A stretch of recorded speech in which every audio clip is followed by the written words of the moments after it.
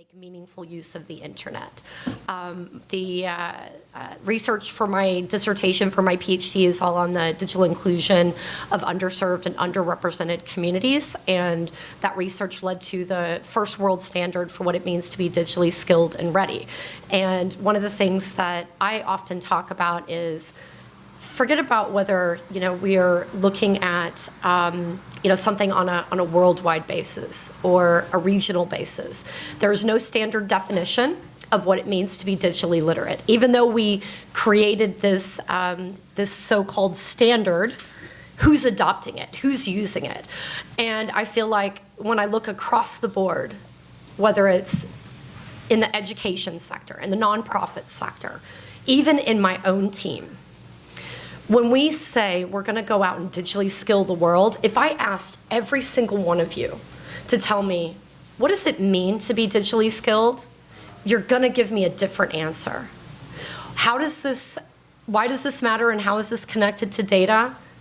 If you cannot define something, you cannot measure it. Therefore, you don't know whether you're succeeding or failing. So anyway, I'll evangelize that standard later on.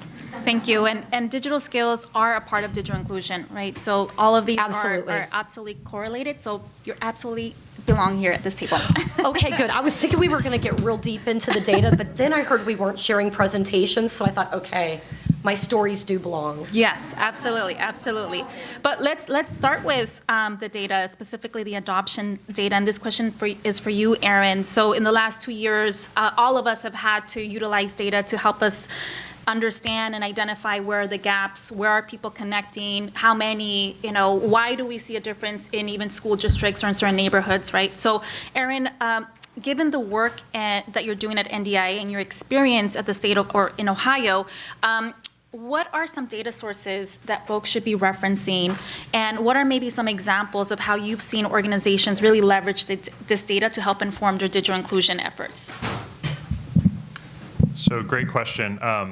I know we have based on the hands that went up, a range of experiences and a range of levels of engagement with data. So I'll preface my response with, we're going to start real basic. So I'm going to start with some stuff that a number of you may say, yeah, I know, I look at this stuff every day.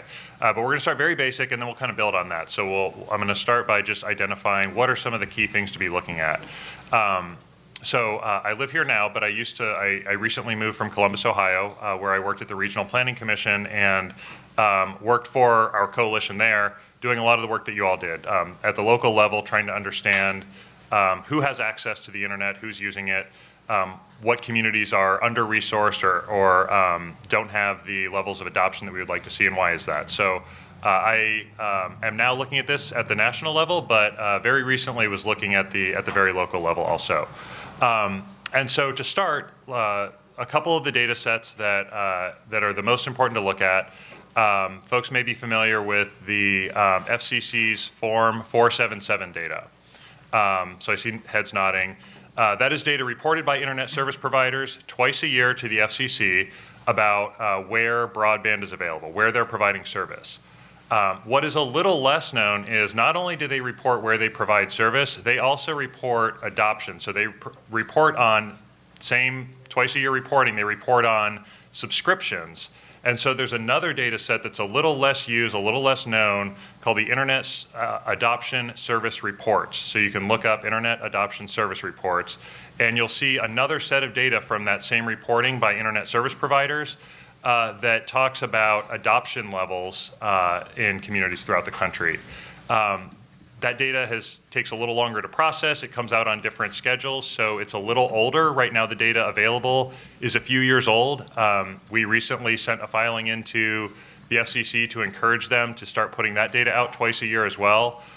Because we need that data, we need to see who's adopting and where. So that's the first key tidbit is look up 477 data for broadband availability and internet adoption service reports for internet adoption. And then the other key data set that I'll point out is the American Community Survey. It's also my initials, ACS, so I love it. That's how I knew I was born to do this work. So the the American Community Survey has a set of tables on internet use and device use, which I won't get into, others will talk about that, in households. And if you want to quickly search for those, you can go to census.data.gov or I'm sorry, was that backward? Data.census.gov? Yeah. I always mix those up. And you can look for there's a series of tables that are the 28,000, so 28000. If you search for those, you'll get information on households that have internet access, and there are breakdowns by race, by age groups, by income levels, so you can start to understand what does this look like in our community? What groups in our community have lower levels of adoption, have lower levels of access to internet in their homes. So I'll stop there. Like I said, that's just the very basic, where do you go to look for this stuff? And then we'll start to get into some of the nuances here in a few minutes about what does that data not tell us that we would like to know. Erin, before we move on to Bob, can you share maybe an example of organizations that are utilizing the data and how that looks like, or what it looks like? Yeah, so I'll draw on my own experience in Central Ohio when I was working there. We used that data in developing our coalitions framework to characterize the challenges, in that case in Franklin County, Ohio, which is where Columbus is, to basically characterize the disparities in internet access in households. So we were able to see that, which is consistent across communities, this isn't going to be a shock, but older adults, communities of color, lower income households have substantially lower rates of internet adoption.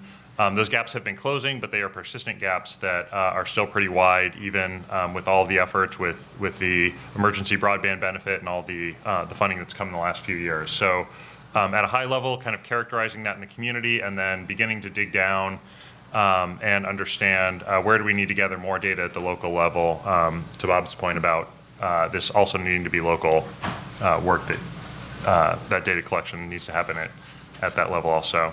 Great, thank you. Bob, you mentioned in your introduction that you developed the i3 Connectivity Explorer tool, which is a broadband visualization tool, which I happen to be on, and I loved it. And it's great because it's open source. And on your tool, you really champion through your graphics the idea of connectivity and adoption being beyond infrastructure, accessibility, and even speeds, right? You really talk about not only information at the local level being available, but devices being part of that conversation, digital skills, planning, community planning being part of that conversation. Tell us why that's important, right? So not just focus on the availability, but why other aspects of the digital divide are important. Oh, that's a good question.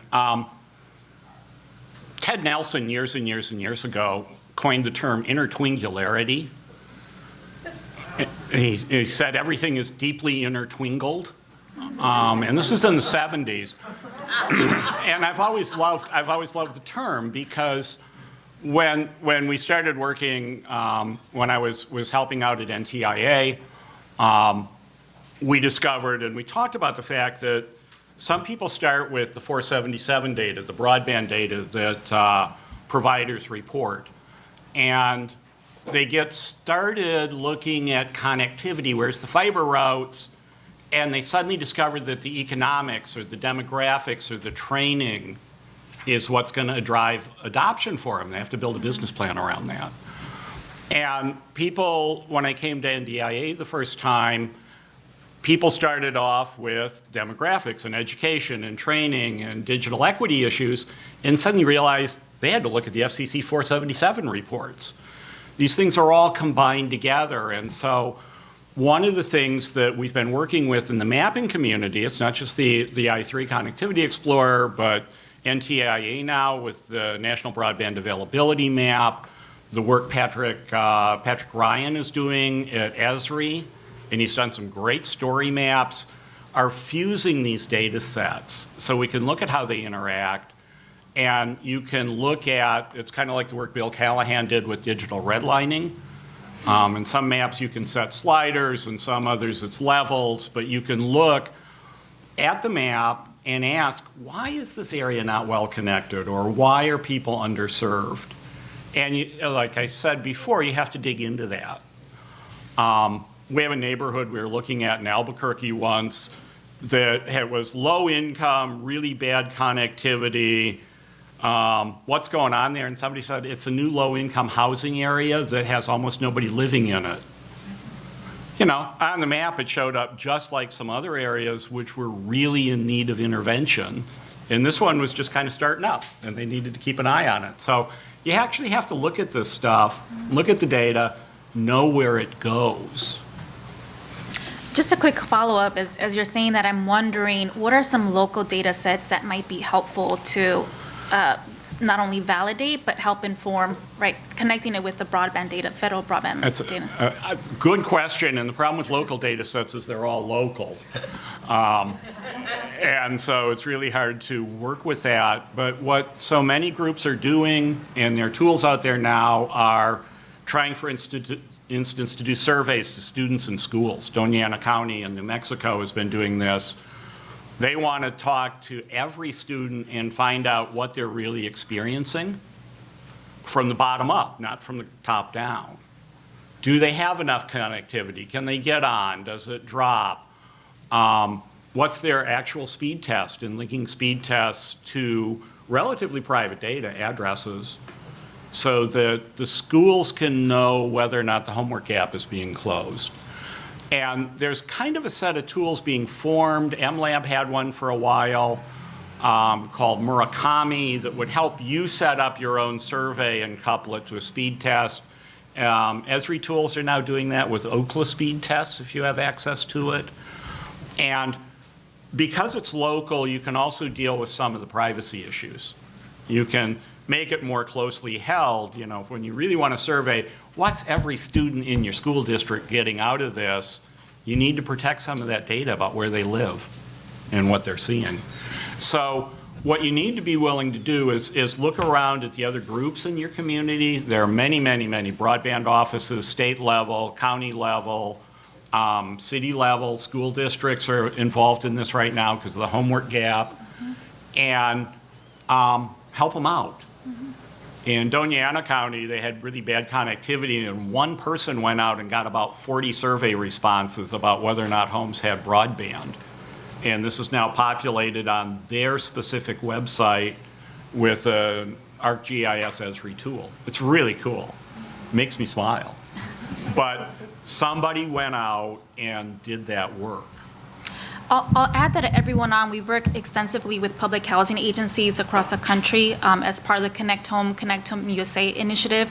And there are about 100 public housing agencies that are part of the initiative. And over time, they've conducted their own assessments within their communities. And so for those of you that are at local level, even state level, it's, I think, also critical to engage with public housing agencies because oftentimes they've also collected that data, which is hyper local and definitely extremely underserved communities. It's a great idea.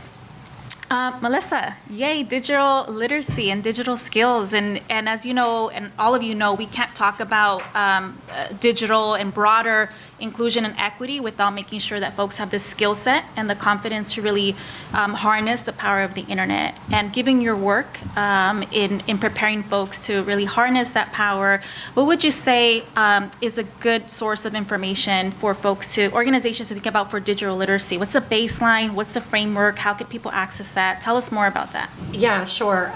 So I mentioned, being part of a group that created the first world standard for what it means to be digitally skilled and ready.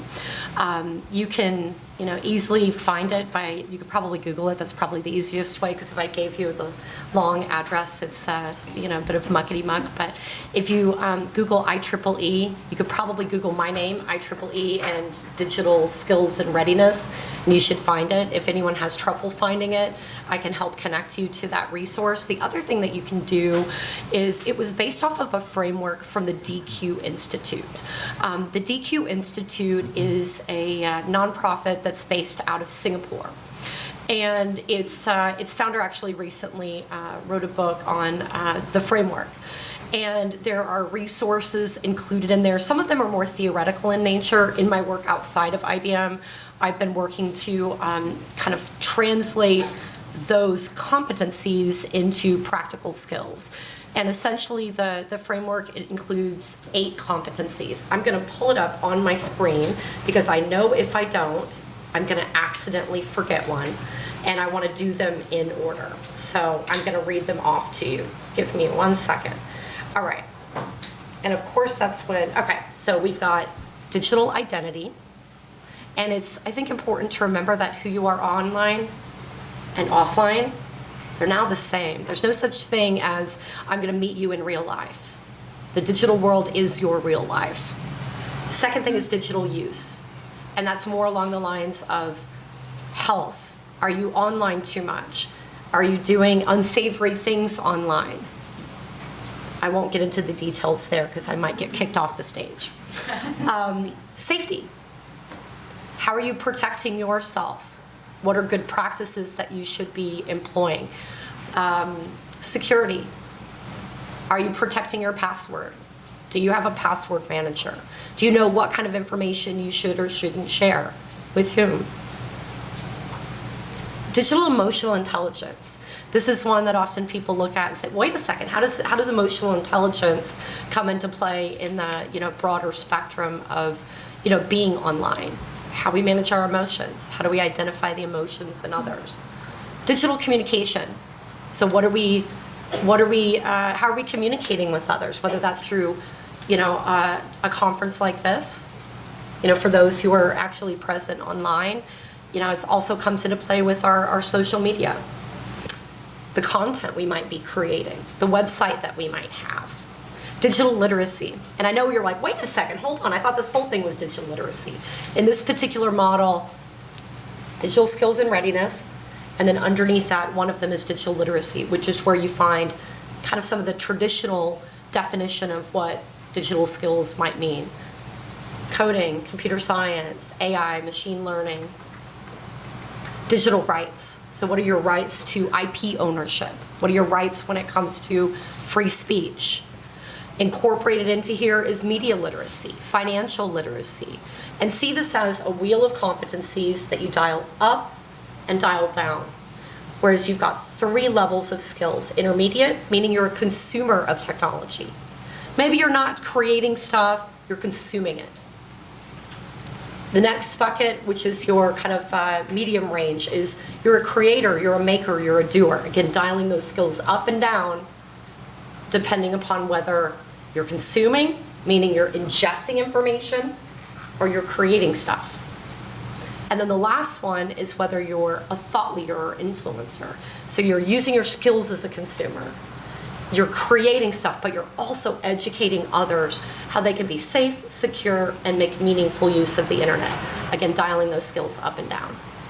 Again, I'm happy to share a link to the framework.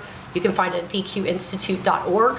You can also find the announcement from the IEEE. But again, I'll connect you with those if you need.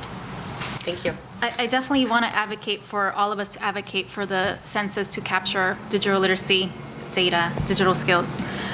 We're going to now jump into the Q&A, and we welcome people to come to the mic and ask some questions, but I'll kick it off for us. I'd love to just ask the whole panel, what's some data that is missing right now that could really help us get a full picture of broadband adoption and digital readiness?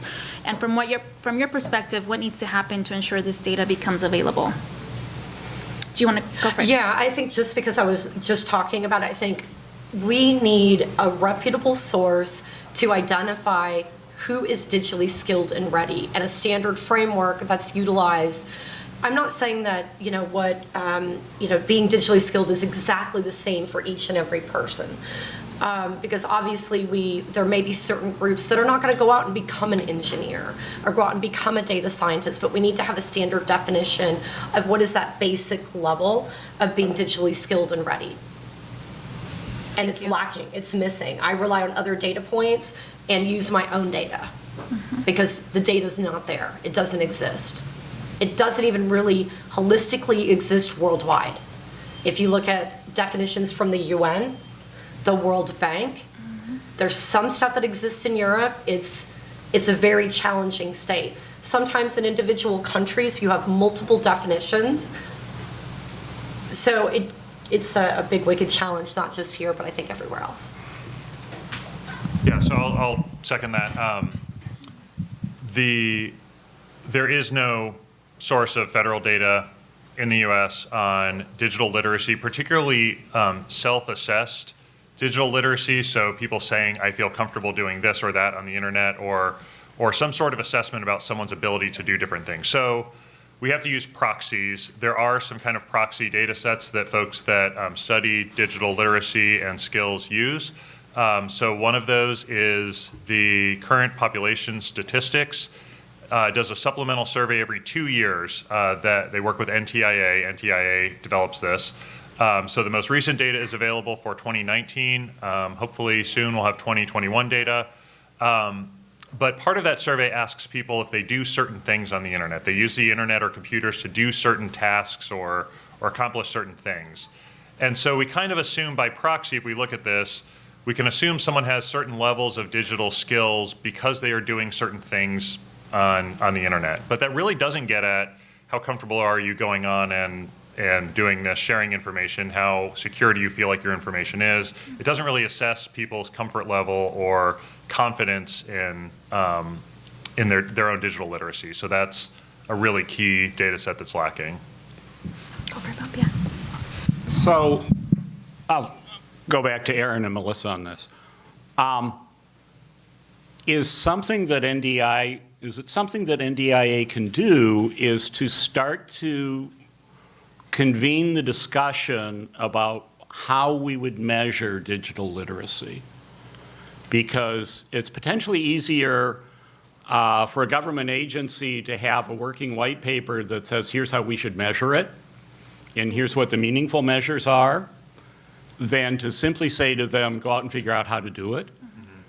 And I think this group coming together and convening that discussion about what are the important measures, how would we measure them, how would we report them, because that also gets to the problem of how do we share this data with each other. If we all come up with a different digital literacy measure, then we can't line up Portland, Maine with Portland, Oregon. Mm-hmm.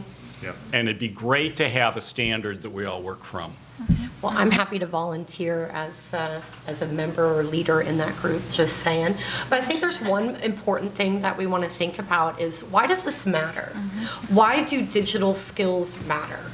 Digital skills matter for a few different reasons, but I have one thing that I keep top of mind. Without digital skills, we are projecting a significant skills gap in the US and worldwide. And one of the figures that I looked at is lacking digital skills will cost the economy by 2025 $8.5 trillion. $8.5 trillion. So it is in our best interest for ourselves who might be, let's say, lacking certain skills in our lives, for our children who may not necessarily be getting access to the right technical skills that they need, which then lead us into, wait a second, tech skills. 25% of the technical workforce is made up of women. We have a gender gap as well. So lots of challenges. Sure. I'm here to be the negative Nancy. Oh, go for it. Can I want to also highlight one other kind of really key set of data that's missing, and that is, so I mentioned some sources for understanding adoption and availability data. There's a huge lack of information on the quality of service that people are receiving. So right now we're not getting good information on speeds at any kind of federal level. So the FCC is beginning to collect speed test data. If you all want to download their app, you can do that. It runs through Ookla, which Bob mentioned. MLab has good data that is compiling kind of tests all over. But those are kind of being pieced together still. And then we have no real good data on price either. So if we want to understand adoption, we need to understand not just who can get the internet, but also how much does it cost, and are they getting what they think they should be getting, or are people getting what they're told they're subscribing to? So those are really key. A lot of those efforts are happening locally. I suspect folks are going to start to catch on to our game here that federal data is a place to start, but We're also sort of giving you all homework assignments because a lot of this stuff federal data starts to indicate where you locally need to go out and start collecting other data. It's a good idea. It gives you a good idea of what neighborhoods do we need to do surveys to understand why people aren't adopting the internet. Or we know that adoption levels aren't what we'd like to see, so let's go out and do speed tests and figure out what that looks like on an even more granular level. So a lot of this stuff is kind of the place to start, and then it starts to give you indicators for where you need to collect data locally. Go for it, Bob. So Aaron's onto my game too. I've been working some in New Mexico with pricing data. That's another one where we need a standard. Because if you just start with the providers, you end up comparing, well, I have a basic internet program for X, and I have internet plus ESPN Sports plus TV plus auto licensing for Y, and it's really hard to compare them, and we don't have some good ways to do that. Lack of access is another one. We live in the broadband world, but we tend to measure people who have access to broadband. And the third one that I would love to see, and this is another place where we already had a presentation this morning, it's just really hard to find all these data sets. How come somebody can't pull together a list and keep it up to date of what's up to date for all the federal data sets and sometimes all the state data sets? In fact, I was going to ask, what are some challenges in accessing this data? Is it just because it's not readily available? Oh my goodness. What are the challenges in accessing this data? How long is this panel? How long does this panel last? No. The short answer is, use my tool, use NTIA's tool, use Esri's tool. Know what's coming out of the tool. They're mostly big, ugly data sets, and they all come with limitations. They all have holes. If it's federal data, it will lag by a year or two, and things are moving so fast right now, post-COVID, with connectivity, with homework gap, with telehealth, that being 2 years out of date is really a trick. You really do have to go look and see what's going on. I was looking at school lunch data the other day. The National Center for Educational Statistics puts out a lot of great school data. It's almost all spreadsheets. And some states just don't report, or some schools just don't report. And don't be surprised. This is just the way it is, but you have to know what's there when you come at it. Well, I think on top of that, you've got to have some kind of skills yourself to make, meaningful use of that data. And not everybody has access to a data scientist, or someone who's really savvy, with data, and sometimes, just having your old Excel skills are just not good enough to help you understand that data and map different data sets together and create beautiful, data visualization, charts that really allow you to get to the insights. So you may have this massive thing, then what do you do with that thing next? Absolutely. I'll share a little anecdote. At EveryoneOn, we are training folks to be digital navigators, actually within a public housing community in Los Angeles. And so these are folks that went through our basic digital skills training. Now we're training them to be digital navigators with the intent of having them go out, almost like the community health worker model, promotora model, if you've heard of it, community members themselves going out into their neighborhood and asking key questions to try to get at the local data, right? What are people connecting to? What are the challenges? What are their skills levels? What kind of tech support do they need? So when we speak about data, as Aaron mentioned, there's absolutely gaps in the federal data. It should serve as a baseline, but really what it sounds like we're all saying is hyper-local data, so it's really gonna drive our overall understanding and really connecting the dots amongst all of these. We welcome folks to come up to the mic. Yes, feel free to come up here, please.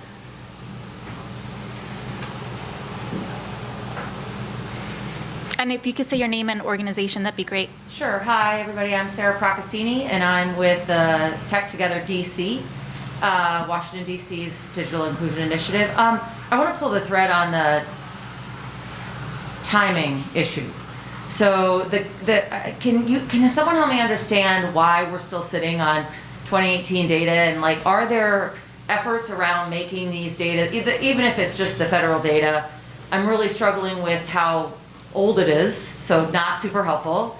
And then the other piece for me, and is for any of those data elements to, they do a 5-year rolling average, which is also then, with the time, way everything's changing, doesn't make any sense to me. So I look at ACS data for the city, and what they're presenting as findings, my understanding, is a 5-year rolling average on the little bits of ACS, sort of folks in the question to make the sample big enough in order to say anything meaningful. And the 5-year piece is, so I'm kind of frustrated about time, and so I was curious if you guys have heard of anything that they're doing to collect larger samples more frequently. I'm glad you. So brought I don't that want. one. Well, I don't want to. I'm trying to figure out how to share bad news in a way that doesn't sound entirely like bad news. So no, there is not any plan to expand the ACS data collection. A city like DC is large enough that you could get for the entire city. You could get 1-year estimates. So for communities of a certain size, large municipalities, you can get, and larger metropolitan statistical areas or states, you can get 1-year estimates. But below that, at neighborhood levels like census tracts, it's 5-year. There have been some decisions made at the Census Bureau with how to treat the decennial census data to protect people's privacy, basically to keep you from taking that data and a whole bunch of other big data sets, mashing them together and identifying people is the short version. There were some decisions made to protect privacy in the decennial census that has some concerning implications for the ACS in the coming years as well. Long story short, if anything, the concern is that that data will become less reliable. You'll be able to tell less about a community. Basically, there's noise introduced into the data to kind of help protect privacy, but it means it's less precise and less reliable. So those of us that are working with this regularly are already looking at what are the other sources we can look to. So hence the reason for encouraging the FCC to put out the adoption side of the 477 data more frequently. Hence the push for local data collection efforts and using other data sets, because we relied on ACS data and other data a lot in the past. It's kind of been the only source, and so if that's not really as usable as we would like, then we need to look other places, and that's kind of the approach that folks have been taking. Yes. Oh, I think, yes, you were up first. Thank you, Tom. Hi, Mitsuko Herrera with Montgomery County, Maryland. We're adjacent to Washington, D.C. First off, thank you for the information, particularly for NDIA. I think it would be incredibly helpful for people if you put out a sort of written cheat sheet that is providing exactly kind of where you find this data, a one-liner of like what it can help you do, and maybe a one-liner of the limitations.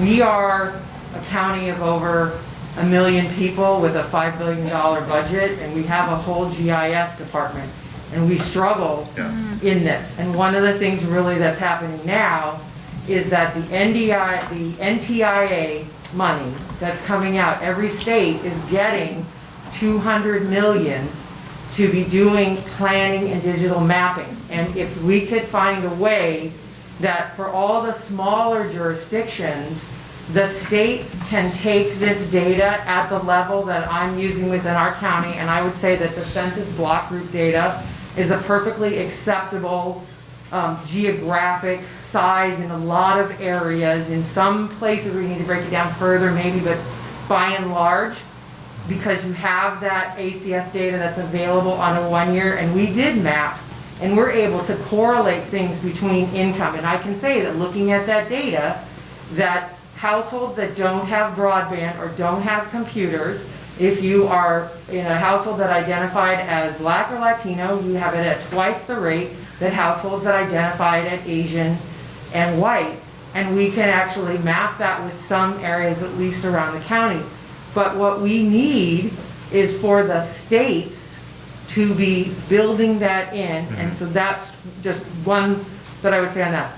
On the second piece, that I would say is the idea of having standard measurements, which may evolve over time, but what does it mean to be digitally literate? Because we are now having an issue where we are providing 100 megabit service free in some residential, but what you need are 5 technical skills before you can use that. Having, and whether it's convening a mapping group within NDIA that is focusing on those and pushing forward to get the states to do it, and at the same level, the practitioners to have those standard metrics for what we are doing and helping people as they launch programs, build that in, because half the time you find is at the end of the program, I wish I had asked this question at the beginning of the program, that those two things would help us, to me, what I think is a big problem in the federal government is we assign money, and those of you who were here when we did 10 years ago under the President Obama, we did the American Recovery and Investment Act. You can apply for broadband money, you can apply for computer money, you can apply for digital inclusion money.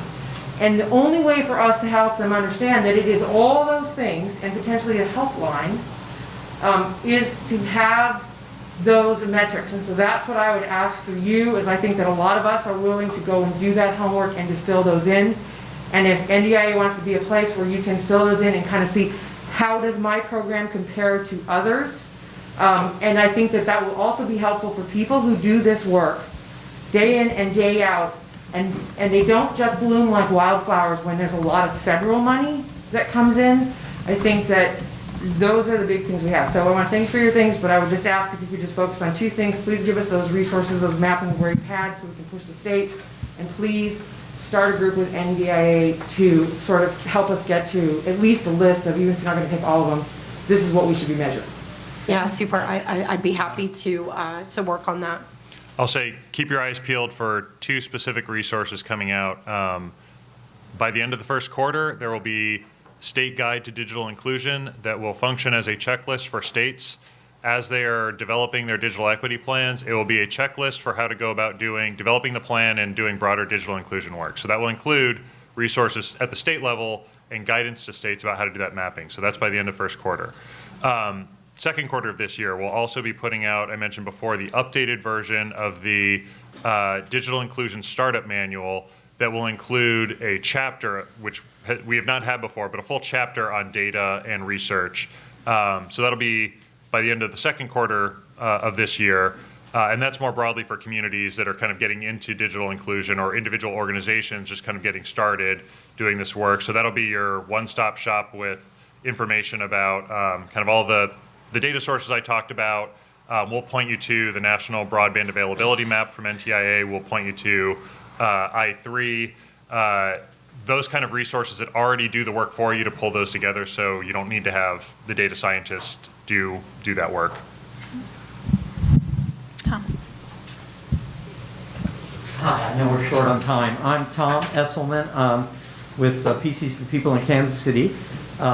Quick 2-part question, really for the panel. You may have already touched on it, but to what extent are you seeing or hearing about the availability and consistency of data about EBB and ACP enrollment? And to what extent do you think that information will be kind of a necessary component of any of the federal and state funding proposals? Well, I mean, we'd always like better data, but so far it's been good. The agencies have been responsive to requests for better data. So the initial EBB data that came out was not very usable, and with some pushing, they started releasing it at lower levels of granularity. We submitted our comments and are continuing to advocate for better data for ACP as well. They're listening, and like I said, we'll always hope for better data. It'll never be exactly what we want, and it may not always be collected for the purpose that we want to use it, so it might not always quite line up, but we found so far that the agencies administering it are responsive to having conversations and kind of understanding what data folks need to be able to do this work on the ground.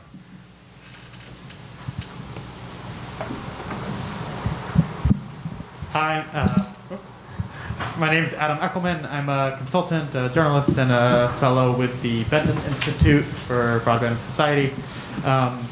You mentioned kind of moving away from the federal data and starting to have local actors, states, municipalities gather their own data sources. I mean, many states have been doing this now already, especially with speed tests. Thinking of states like Maryland, North Carolina, many other states. What are the states that you guys have seen so far that have been more on the cutting edge that we should be looking at? And then what's the next frontier for states? Now that they're collecting speed tests, what might they be collecting next? I'll jump on that and then turn it over.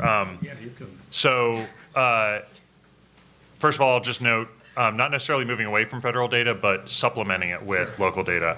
The most genius use of speed tests and the most innovative way to collect that data that I've heard is a pilot program in Michigan that Merit, which is the educational backbone network, so there are similar types of networks in other states, but Merit developed, first of all, they named it the Michigan Moonshot, which is genius in and of itself. But they set up a pilot with a few schools where they developed a couple of week curriculum where I think fifth graders, I think it was every fifth grader in a school district studied internet and broadband for a week or two. And part of their homework was to go home and do a speed test to kind of learn that and build it into the curriculum. But they also just got information on every single fifth grader in that school district. So when you think about and these were smaller school districts because they were pilots, but you think about rolling that out in the largest school districts in the country. Again, I'm spent most of my life in Central Ohio. I can tell you Columbus City Schools has 50,000 students. If in 2 weeks you got 50,000 speed tests across the city, that's instant creation of data that we haven't had before. So that's the most innovative kind of genius approach that I've heard. And we should welcome school districts and right to the table as well. School districts and libraries. And libraries, yeah. The state of New Mexico, curiously enough, has a really good broadband map. And I know the people that work with it, and you should go take a look at it as an example because they are dealing with equity issues. It's a rural state. It's not an affluent state. It's got all sorts of interesting problems because it's not a flat state. But they do towers, they do propagation mapping, they do demographics. They just do a variety of things that you can look at as a fairly leading edge example of what a state can do with their own state data. Hi, I'm Lisette Rowendal. I work with Malwarebytes, a cybersecurity vendor. And we've been working to kind of grow a social impact program to help close the cybersecurity divide. We did some research last year with Digitunity about the demographics of cybercrime and who gets hit most and how it impacts them. My question would be, if we fund additional research, what's the most valuable data that we could provide on cybersecurity right now?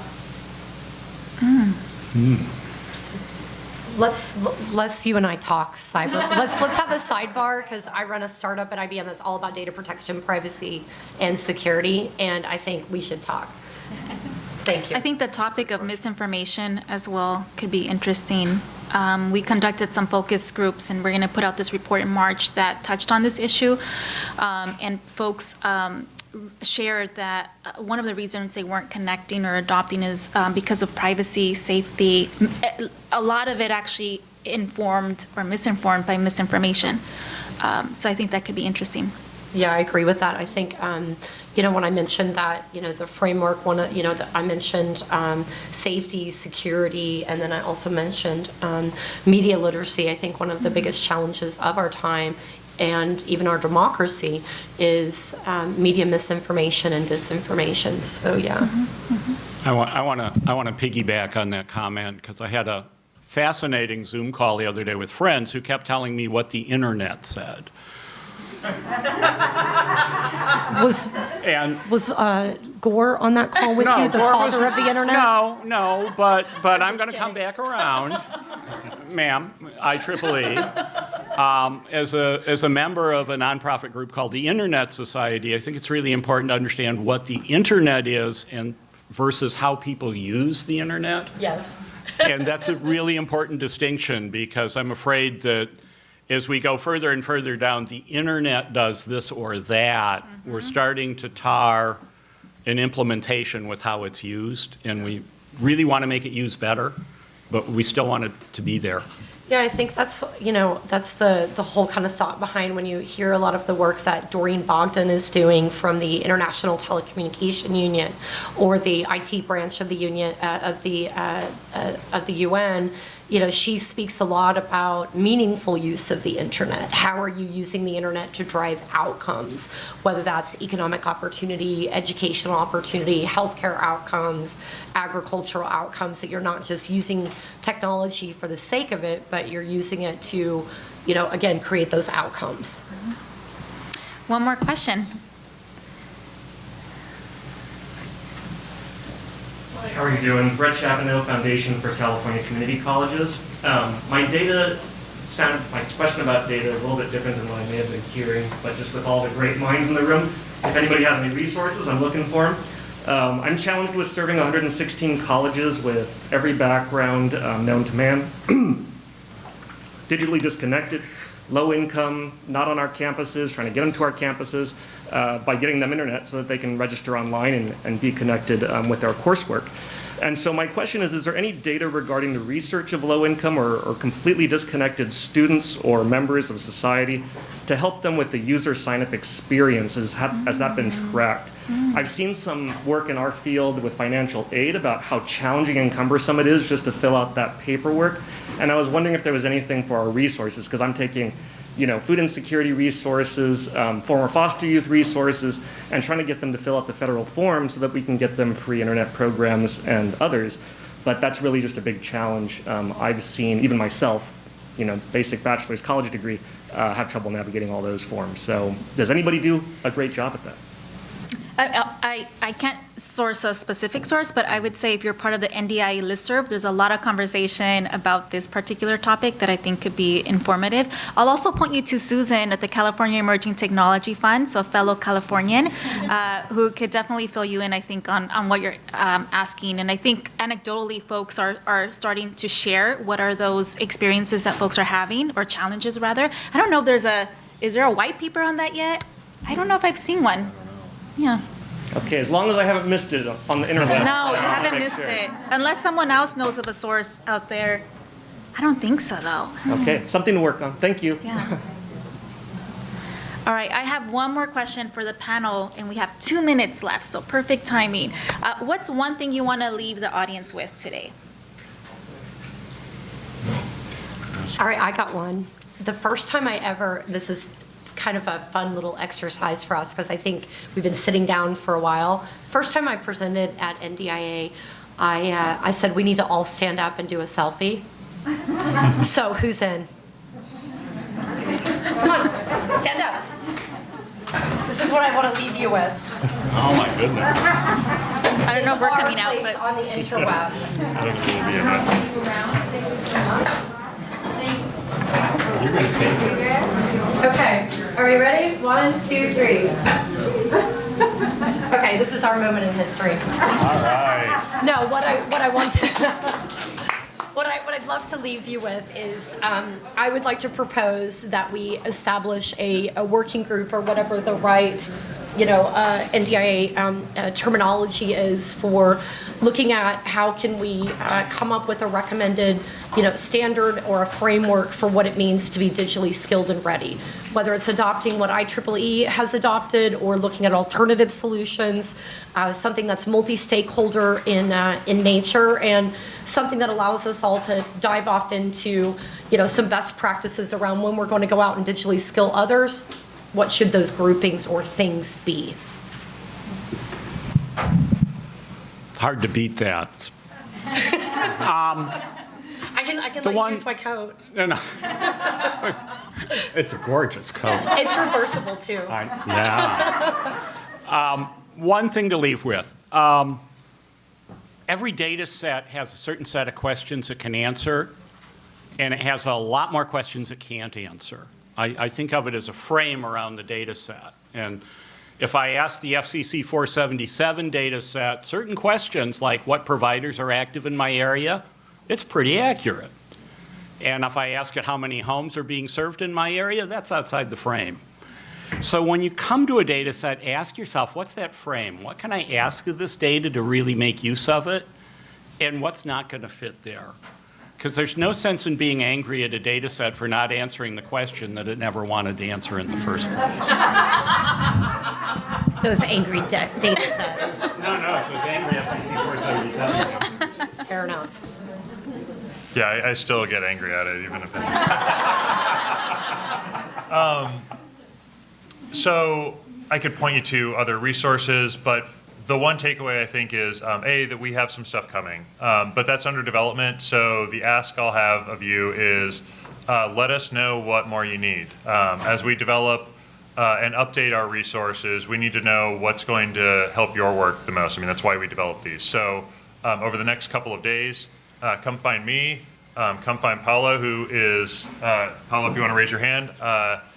He and I are kind of charged with wrangling the direction of NDIA's data work and research work. So we want to hear from you all how we can support what you guys are doing and what more guidance, what more resources, whether that's additional work for us to do or just how we can best make these types of data resources discoverable and accessible to you all.